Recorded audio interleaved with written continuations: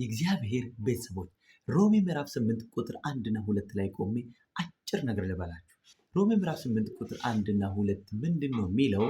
በክርስቶስ ኢየሱስ ላሉት አሁን ኩነኔ የለባቸውም። ቁጥር 1 አሁን ኩነኔ የለባቸውም ማለት ፍርድ የለባቸውም ማለት ነው። አሁን ኩነኔ የለባቸውም ማለት አይፈረድባቸውም ማለት ነው። ለምን ብለን ስንል ቁጥር 2 መልስ ይሰጠናል።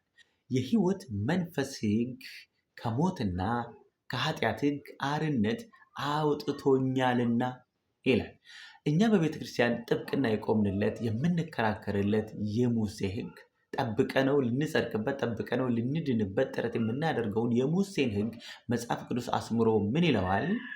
የሞትና የኃጢአት ሕግ ይለዋል። ለማንኛውም እኔና እናንተ እንዴት ከፍርድ አመለጥን? ትላንት ሊፈረድብን የነበረው ወይም ደግሞ የሚፈረድብን በሕጉ ምክንያት ነበር፣ በተሰጠን ሕግ ምክንያት ነበር። ሕጉን መጠበቅ ስለማንችል ሕጉን መፈጸም ስለማንችል ወይም ስላልቻልን ሁላችንም ከምን በታች ነበርን? ከፍርድ በታች ነበርን። ያንን እኛ ልንፈጽመው ልንጠብቀው ያልቻልነውን ሕግ ጠብቆ ልንፈጽመውልን ክርስቶስ ኢየሱስ ከሕጉ ተጠያቂነት ምን ብሎናል ማለት ነው? አድኖናል።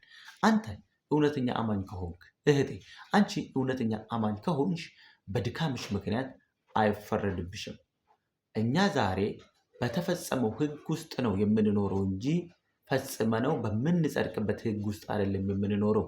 ሕጉን ለአንዴና ለመጨረሻ ጊዜ ክርስቶስ ኢየሱስ ፈጽሞታል። ስለዚህ አንተ ነፃ ነህ። ስለዚህ አንተ ጻድቅ ነህ። አንቺ ነፃ ነሽ። አንቺ ጻድቅ